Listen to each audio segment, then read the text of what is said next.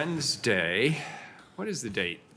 May 29th, 2019, afternoon session of the Portland City Council. I'm looking at a blue screen. Carla, what are you looking at? We've got the TV up here. Okay, good. Then we'll just continue. Carla, please call the roll. Fish, Here. Hardesty, Udaly, Fritz. Here. Wheeler. Mayor, thank you for announcing it's May 29th. I need to text my sister. It's her birthday. Very good. I'm in here. Very good. Don't forget that. I know. And Wheeler is here as well. And now we'll hear from legal counsel on the rules of order and decorum. Good afternoon. Good afternoon. Welcome to the Portland City Council. The City Council represents all Portlanders and meets to do the city's business. The presiding officer preserves order and decorum during City Council meetings so everyone can feel welcome, comfortable, respected, and safe. To participate in council meetings, you may sign up in advance with the council clerk's office for communications to briefly speak about any subject. You may also sign up for public testimony on resolutions or the first readings of ordinances. Your testimony should address the matter being considered at the time. If it does not, you may be ruled out of order. When testifying, please state your name for the record. Your address is not necessary. Please disclose if you are a lobbyist. If you are representing, an organization, please identify it. The presiding officer determines the length of testimony. Individuals generally have 3 minutes to testify unless otherwise stated. When you have 30 seconds left, a yellow light goes on. When your time is done, a red light goes on. If you're in the audience and would like to show your support for something that is said, please feel free to do a thumbs up. If you want to express that you do not support something, please feel free to do a thumbs down. Please remain seated in council chambers unless entering or exiting. If you are filming the proceedings, please do not use bright lights or disrupt the meeting. Disruptive conduct such as shouting or interrupting testimony or council deliberations will not be allowed. If there are disruptions, a warning will be given that further disruption may result in the person being ejected for the remainder of the meeting. After being ejected, a person who fails to leave the meeting is subject to arrest or trespass. Thank you for helping your fellow Portlanders feel welcome, comfortable, respected, and safe. Thank you very much. And before we jump in, I want to thank Commissioner Udaly for presiding over this morning's meeting in my absence. Chief Outlaw and I were at Parkrose High School giving a commendation for bravery to Coach Keenan Lowe. He was the individual intervened a few weeks ago in what could have been a potentially very deadly situation at Parkrose High School, and I felt that it was important that I be there for that acknowledgement and to also acknowledge both the respect and the appreciation of the community at large. So Commissioner Udaly, thank you for doing that. My pleasure. The first item will be item 503. If you could please read that, Carla. Authorize 8 grants for the Workforce Training and Hiring Program to local pre-apprenticeship programs with a total value of $68,586. Very good. Colleagues, the ordinance authorizes 8 grants from the city's Workforce Training and Hiring Program. The Workforce Training and Hiring Program focuses on expanding economic opportunity for minority and women workers in the construction trades. It's one of a number of ways that Procurement Services is working to increase diversity and advance equity in the contracting field. The 8 organizations supported through these grants provide apprenticeship and employment opportunities to young women and youth from communities of color to build a strong pipeline of talent in the construction industry. The grant recipients include Constructing Hope Pre-Apprenticeship Program, Portland Youth Builders, Pacific Northwest Carpenters Institute, Portland Community College Foundation, Portland Opportunities Industrialization Center, POIC, Multnomah County School District, number 1, Columbia County School District, number 502, and Oregon Tradeswomen. This program is an outstanding example of how the city partners with our nonprofit and business communities to achieve our shared goals of increasing economic opportunity and prosperity from all Portlanders. This is a second reading. I understand that Commissioner Hardesty had wanted this to be heard in public because it is something very positive, so we pulled it off the consent agenda. She could not be here this afternoon, but I know she's here in spirit. I don't know if anybody else has anything on this particular item. Very good. Carla, please call the roll. This is the second reading. Fish, Aye. Udaly, Aye. Fritz. Aye. Wheeler. Aye, the ordinance is adopted, and we're very grateful to our community partners for their hard work on this issue. Commissioner Fish. Before we go into our agenda, and in light of the fact that we're going to have a late night Can I just get some clarification? Have we lost, has our system gone upside down since this morning? Because right now, we don't have anything on our screens. I think he's working, the IT is working on it. And I think it's possible we'll have some PowerPoints this evening, or at least some documents, and it's just vitally important that we get this right. And I'm a little perplexed as to how from this morning until this afternoon, this could go sideways. It's not directed at you, Carla, you're not the IT person, but do we have an insight into why this isn't working? Is there a 14-year-old in the audience? That's always my first go-to. Did you try turning it on and off and turning it back on? Know what's wrong. Well, we'll have this looked at, and it sounds like there's. Troubleshooting after the session to make sure that it's all up and running. All right, cool, good. I agree with Commissioner Fish. It sounds like for tonight, we'll definitely need this up and running. So if IT could get on that, we'd appreciate it very, very much. Item number 511. Revised residential solid waste and recycling collection rates and charges effective July 1, 2019. Colleagues, the next ordinance is to adjust the monthly rates for collection of residential garbage, recycling, and composting. I'd like to add an emergency to this item. This item has been rescheduled on 2 separate times, and now there's concern with the implementation date as the new rates need to be in place by July 1st, 2019. Can I get a second, please? Second. We have a motion and a second. Carla, could you please call the roll on the emergency? I'm sorry, we also have a substitute that came first, so I don't know, we We need do. to probably amend we should move the substitute first and Okay, then amend first it. let's do with the substitute. So I withdraw my motion. Could we please get a motion on the So substitute? moved. Second. We have a motion and a second. Please call the roll on the substitute. Fish, Aye. Udaly, Aye. Fritz. Aye. Wheeler. Aye. Substitutes on the table. Back to my motion to add an emergency clause. Thank you. I move it. Second. I have a second. Please call the roll on the emergency. Fish, Aye. Udaly, Aye. Fritz. Aye.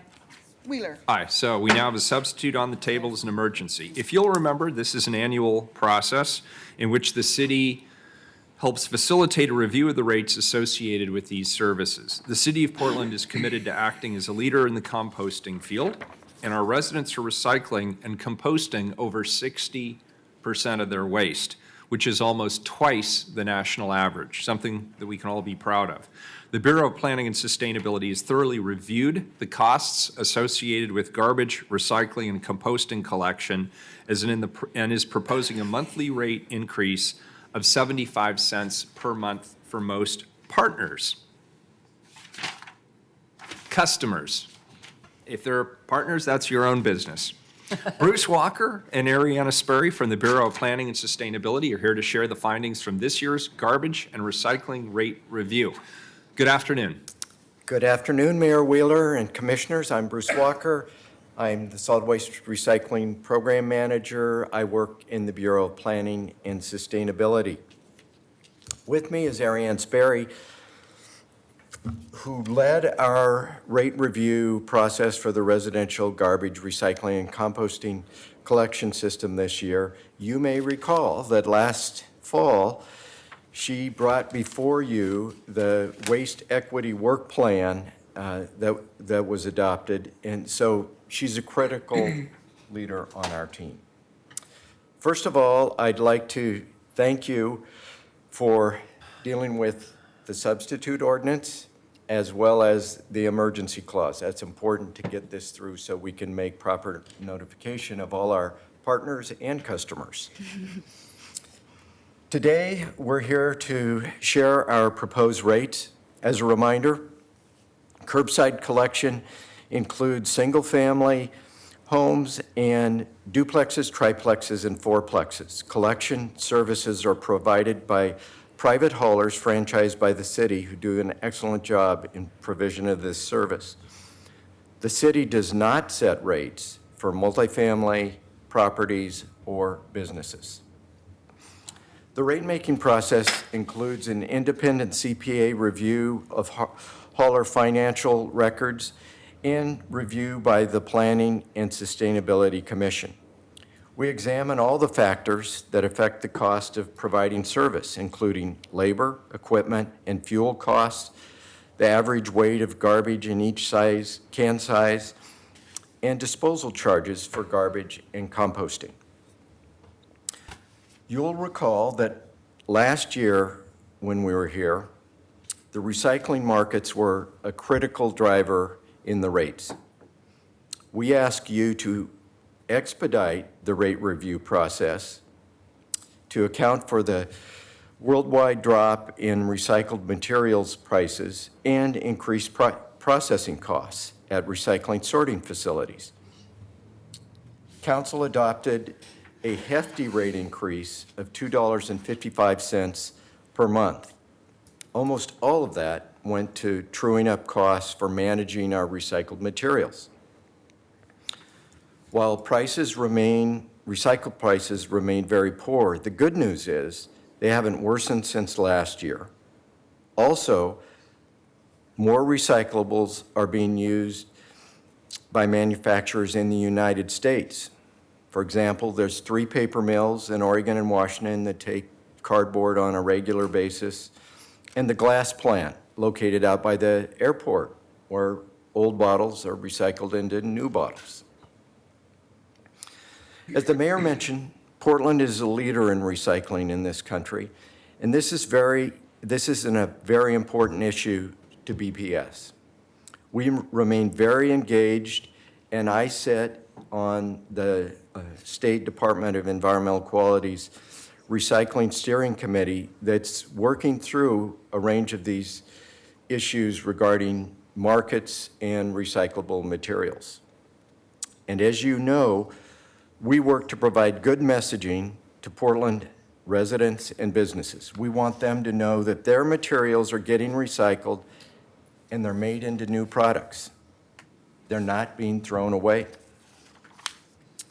As a reminder, it's important to know that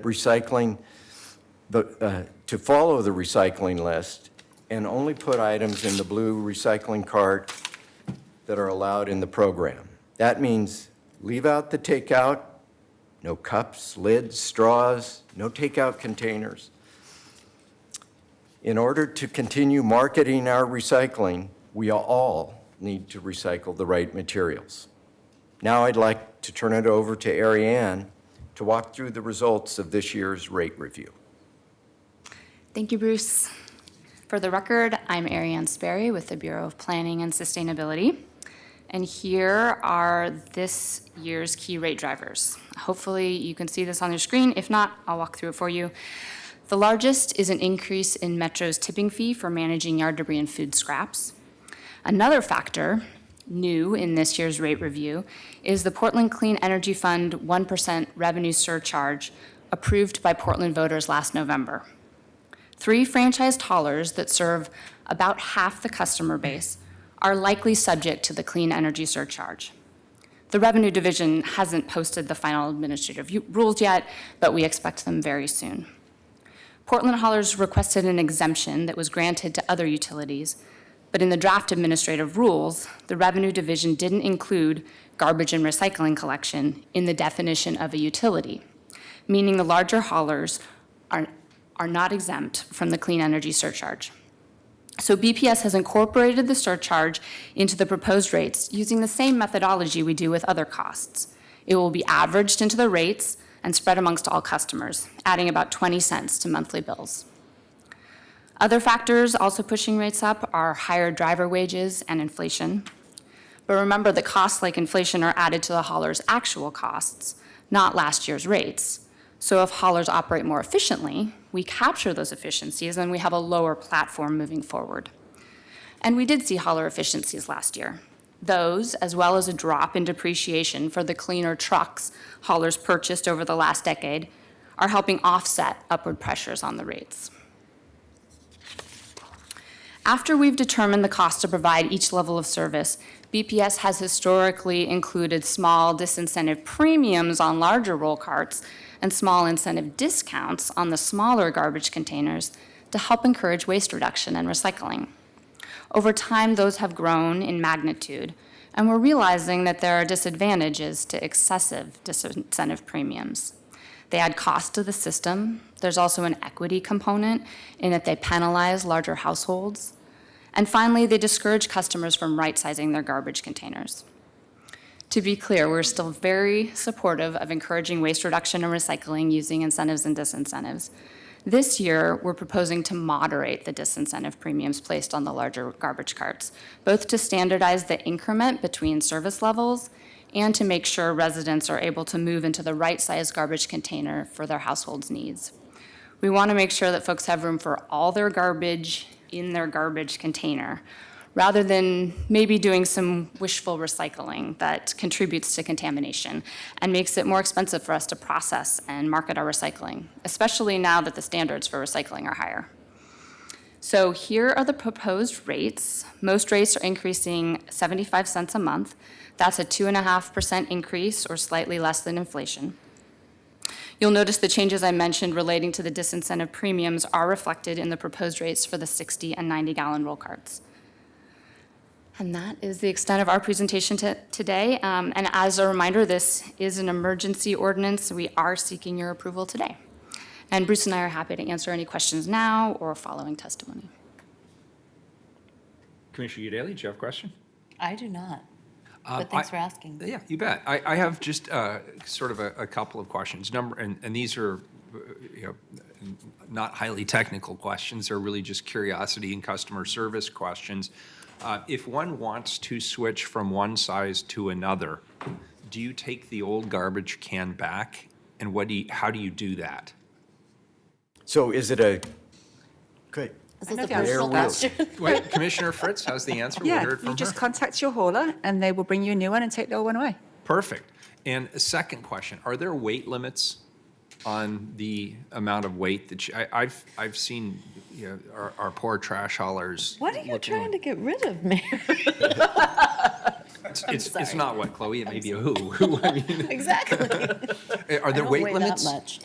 Yes, there are. Okay. And that's to limit, those were established initially when haulers manually Yeah, lifted yeah. the cans for a safety issue. Now, the carts can hold more, but we still have limits on there in case it can sometimes cause the carts to pull apart when the arm grips Yeah, it. Okay, So, makes sense. Very good. All right, thank you. I have no further questions. Those were my most interesting questions. Anybody else? we talk appreciate trash? Commissioner Fritz's accurate answer. We got to have as much fun as we can with Well, with these items. I mean, absolutely. my favorite remains the failing sewer pipes, but trash hauling is a close second.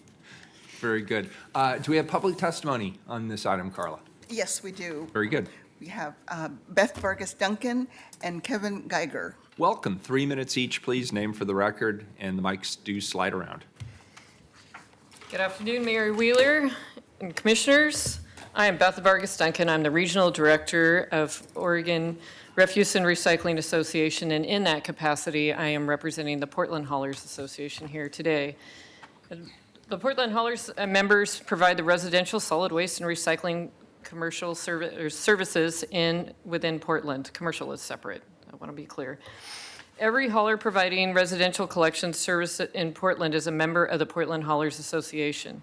PHA members work cooperatively with the city's Bureau of Planning and Sustainability staff to provide modern and efficient waste collection services that include garbage and recycling at reasonable rates, as we just noted through our rate review process. PHA members also work collaboratively with BPS staff and other stakeholders to advance opportunities for more diversity in the waste management industry. Some background. PHA greatly appreciates the city's expedited rate review action last year in response to the recycling market issues. The systemic impact on the market caused recycling costs to rise at record levels. And as you know, the haulers lost a significant amount of revenue in a short period of time because of the sudden shift in market. And your action was critical in stabilizing rates in a volatile system. Not every state or local jurisdiction in other parts of the country were as quick to respond, and it has caused some further disruption as a result.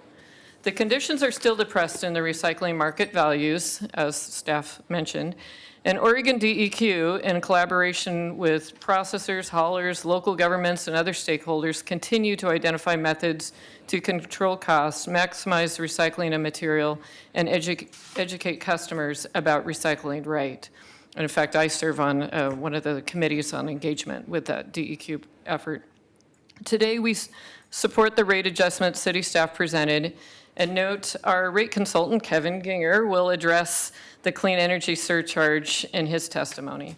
PHA agrees it's important to encourage customers to right-size their garbage carts for the needs of their family. This is particularly important as we respond to the recycling market changes and continue to educate customers in order to reduce contamination in the recycling stream as a part of our efforts to maximize our recycling. We have a call to action. We recognize that Oregonians continue to lead the nation in recycling and addressing recycling market challenges. We ask Portland residents to improve even more and seek the latest information of what's recyclable and what should be and should not be in your cart. Reduce, reuse, and recycle right. For many decades, Portland haulers have demonstrated a strong commitment to providing excellent service to the residents of Portland while also producing sustainable results and consistent operational safety. We look forward to partnering with the city in the future, and PHA appreciates the opportunity to serve Portland. We request that the council adopt the rates as presented today, noting Kevin has his comments on the CES. Very good, thank you. Mayor, could I just Commissioner say something Daly. real quick? You, thanks for that. You noted that the conditions are still depressed in the recycling market. I have found that there is a belief in the community that everything's going to landfill and why bother recycling? So I want to give you this opportunity. This came up at President Peterson's Friday Forum with the City Club, opportunity to explain that we are still, in fact, recycling the vast majority of what's coming through, and people should continue recycling and following the instructions provided. Mayor Wheeler, Commissioner Udaley, yes, you are correct that we are recycling a lot. If folks want specifics, DEQ has on their website a great source of information. So those companies that have received what's called a concurrence, there may be some items, it fluctuates, but it has stabilized. And there is a lot of recycling still going on. We're still collecting cardboard that they're commodities. The rate can be reduced, but it doesn't mean that it can't go to a market. Great, thank you. Ms. Duncan, I'm just going to go out on a limb and say you do a lot of testifying before the state, is that right? State legislature? Mayor Wheeler and Commissioner Fish. You're making my, there's the answer. I have a history of that, yes. When we have our friends who come and testify regularly, who are used to regularly testifying before the legislature, they often come in response to a question, respond to the questioner and to the mayor, the way I guess you do in Salem, Yes. where you respond to the committee chair. Yes, and I the tend to questioner. be formal. That's nice, but it's a different protocol than we have, but it's one that I guess is very much part of Salem's tradition. Right. I was a registered lobbyist in Salem in my previous position, so I have spent quite a bit of time testifying at Salem, but not in the last 2 years. There you go. Thank you. You know, I actually like it. I think it's nice. I appreciate the little special shout out as the presiding officer. It's Thank you, small Mayor. compensation for the thrill and the joys, Well, but And, it's always and worth it. actually, Thank you. I used to work for the city of Salem as a franchise and revenue administrator, so I've been in your staff's shoes for the city of Salem, and we did the same thing, so. Interesting. Well, Ms. Duncan, I just wanted to thank you. You're so faithful about being here whenever I know this hearing has been rescheduled and rescheduled and rescheduled, so thank you very much for being here when you Thank you. actually get to talk. Thank you, Commissioner. Yeah, it's good information that you bring forth. Good afternoon. See if you can follow that. Oh, all right. She's been coaching me, so we'll see if I remember. Good afternoon, Mayor Wheeler and Council. I'm Kevin Ginger. I'm the rate consultant for the Portland Haulers Association. I'm here representing them today, and I'll be speaking to the rate review process and the possible application of the 1% clean energy surcharge to residential garbage and recycling rates. And Kevin, just for the record, are Yes. you a registered lobbyist as well? No, Okay, thank you. I I'm a appreciate that. CPA, but. Okay, thank you. Okay. So every year, the Portland Residential Service haulers engage in a robust rate review process. The haulers work cooperatively with the city's staff, and they provide detailed financial information. The city's rate consultant, along with an outside CPA, reviews the financial information and the rates to determine costs of service and then project those costs for the coming year. I, along with the haulers and the city staff, collectively discuss the calculations and the projections and try to ensure accuracy for both the haulers and the ratepayers. PHA believes that the rate review setting process is fair, with the right balance of independent review, transparency to assure reasonable rates for the haulers for the service that they provide to the Portland customers. On the clean energy surcharge, we presented testimony dated March 28th, 2019, and that's also attached to the packet that we turned in, on the draft administrative rules related to the clean energy surcharge. As we await a decision from the city, PHA asserts that the solid waste franchisees are, number one, not retail in the traditional sense. They're more similar to a utility, and we don't believe the residents expected that the CES would be applied to their garbage service rates. We are also already highly regulated by the city, paying franchise fees in order to provide services and comply with the city's clean fleet, carbon reduction standards, and other requirements. And we are regulated by the city, adding the CES will increase the residential rates about 20% as per the city staff's estimates. And that's 20 cents per month. There are 11 franchise haulers in Portland. Only 3 of them are subject to the CES. Adding 1% into the rates creates a 1% CES fee into the rates creates an imbalance and requires all residential customers to pay higher rates. PHA is concerned that adding the CES to the solid waste services increases rates, adversely impacting those least able to afford the fundamental services necessary for the protection of community health and human safety. PHA supports the efforts to improve opportunities for economic development in the city and invest in clean, green economy. We want to make sure, as this work advances and decisions about the CES are made, that the full context of its application specific to the residential waste management industry and our customers is known. As stated before, we remain available to discuss alternatives, ideas, and problem solve on this issue and any others that come before you related to the service for residents of Portland. Today, we have a call to action on this as well. PHA requests that the city exempt the solid waste services from the CES. Otherwise, PHA supports the rate increase as presented by staff today, and we look forward to continuing our partnership with the city. We appreciate the city's support of the haulers in maintaining affordable, safe, and reliable services. Excellent, thank you. And I'll have staff come up in a minute just to clarify this point, but it's my understanding those Clean Energy Fund rules are still in draft form. And so there was a discussion and then ultimately a decision to go ahead and include that now. Right.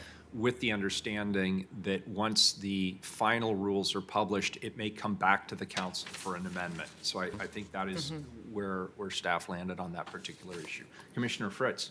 I'm not heavily engaged in the Clean Energy Fund discussions, so I just learned about this today. I was actually really pleased to hear that I'm going to be paying 20 cents more per month, and also that your organization is going to be at the table and involved in how things move forward. I think, clean energy is important to all of us, and if paying an extra 20 cents can help move the dial and do something for climate change other than taking the bus and, all the other things that we try to do, I'm all for it. So I hear your concerns, but really, I'd really like you to continue to be at the table and continuing to help shape how that program moves forward. Thank you.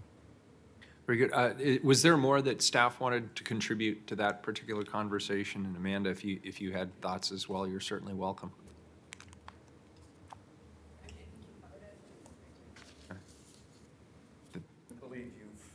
Okay, great. Okay, good. All right. I was accurate and you believe me. Those are two things I wish you'd said into the microphone. Very good. Any further discussion? Do we have thank you. other testimony? That's all who signed up. Great. I have a question of Sure. staff. if I Commissioner could, Fish. Yeah, for- thank you very much, both of you. If our Appreciate it. two staff people could come back for a second.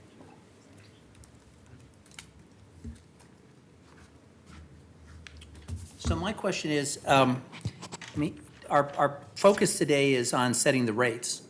But one of the things that's changed in the last year is that we've moved to a Sunday collection downtown.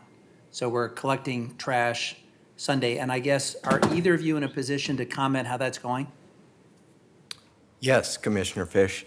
So you're referring to the public trash cans that are located in downtown Portland. There's over 400 of them. And in fact, there's another 100 coming in the next 2 weeks as we locate those throughout the Old Town, Chinatown.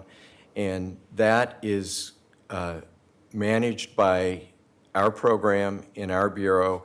A private collection firm picks it up. We work closely with Clean and Safe to assure that we minimize any problems in terms of litter, garbage collection, and that is progressing with, and my focus is on downtown, which was your question, but we're also planning to expand into East Portland. We've got, through the Waste Equity Plan,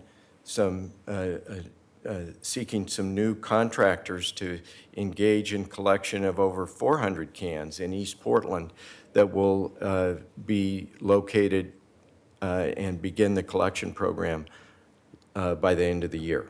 So I'm just going to offer an anecdotal observation. I don't have any hard data to back it up, but it feels like it's still a work in progress, and that the collection of trash on Sundays is not consistent, or we're not getting all of it. Do you have a comment to that?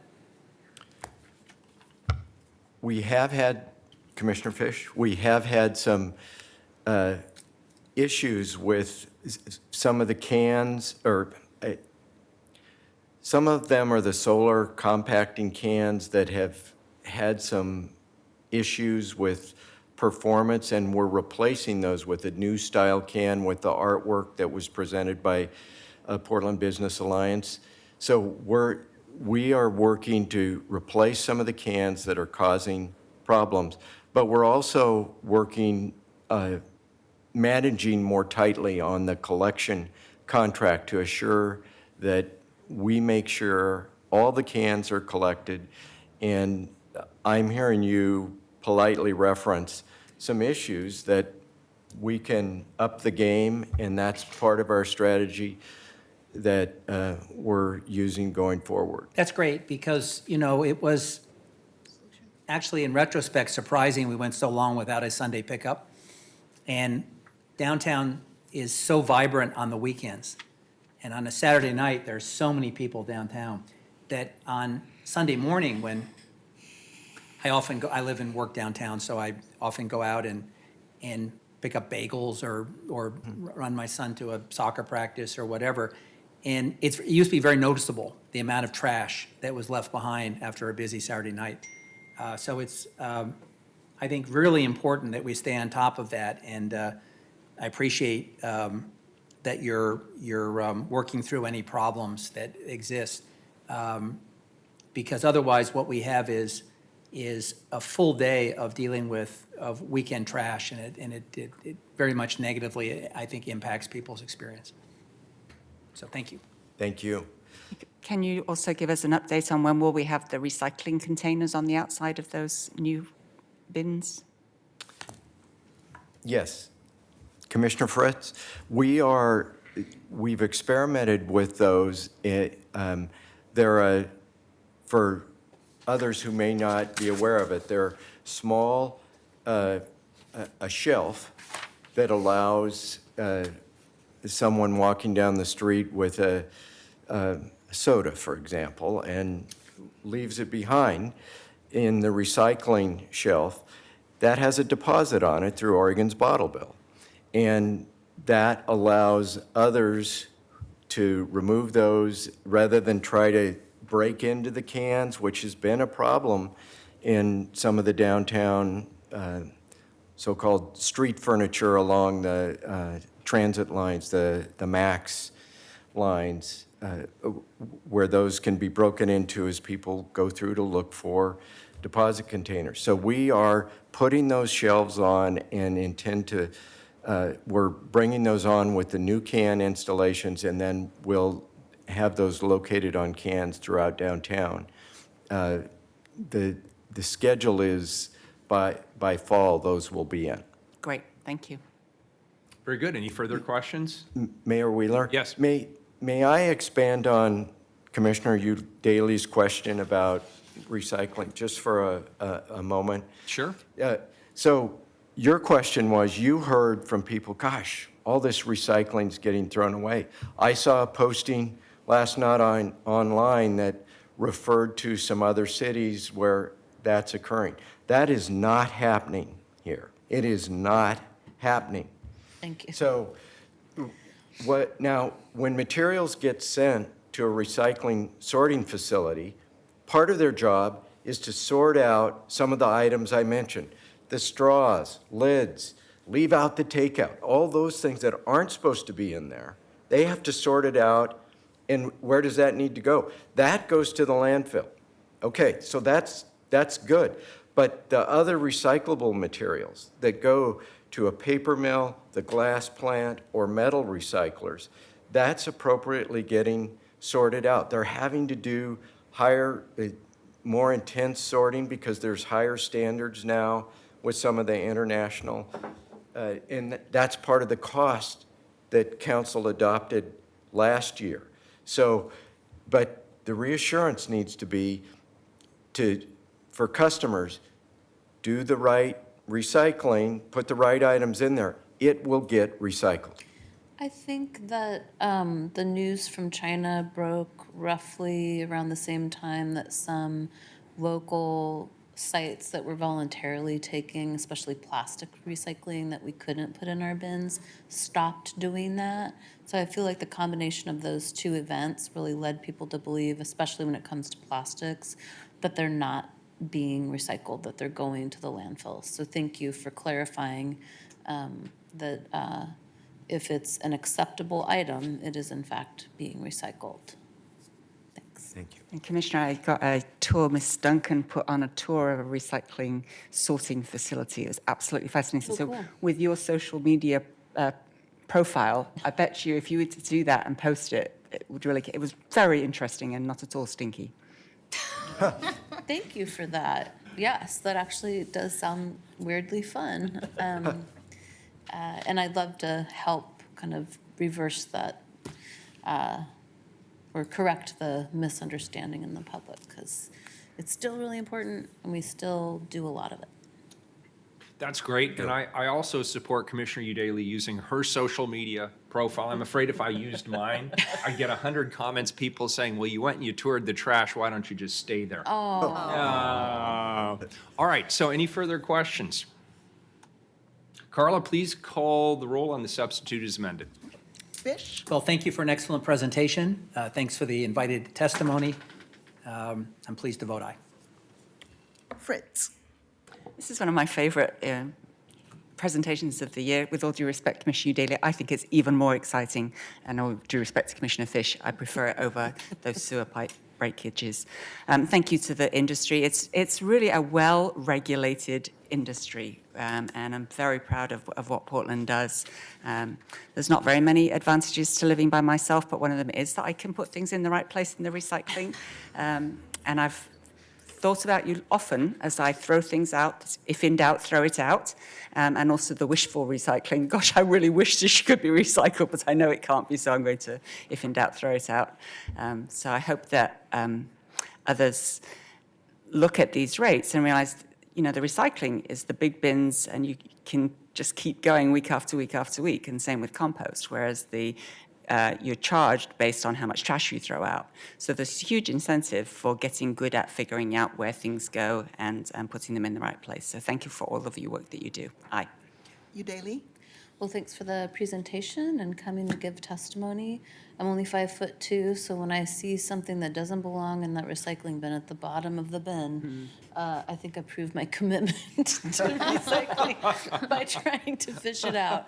Oh, and I think I want to note, if your item's food contaminated, not recyclable, Many frozen food containers are also not recyclable unless you see the little recycle symbol on it, because I know a lot of those end up having to be sorted at the facility.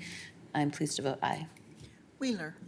Well, thank you, Bruce and Ariana, for coming here today and telling us a little bit more about how things are. And I want to thank our haulers for also being here and giving their perspective. And I just want to acknowledge this is one of those things that you don't hear much about unless things go horribly wrong. And in the last year and a half, 2 years, as Commissioner Fish had indicated, people are seeing more litter on the streets, and we have been very responsive to that by both increasing the number of receptacles, increasing the number of pickups throughout the city, working better with neighborhood associations and business district associations and others to try and address this issue. And while we're not completely there yet, I feel much better about where we are today than I did, say, a year ago. And I know that a lot of people in this room and a lot of people in the industry have worked very, very closely with our BPS staff to make this a reality. So thanks to all of you. For that, I vote aye. The substitute ordinance is adopted as amended. And we are adjourned till 6 p.m.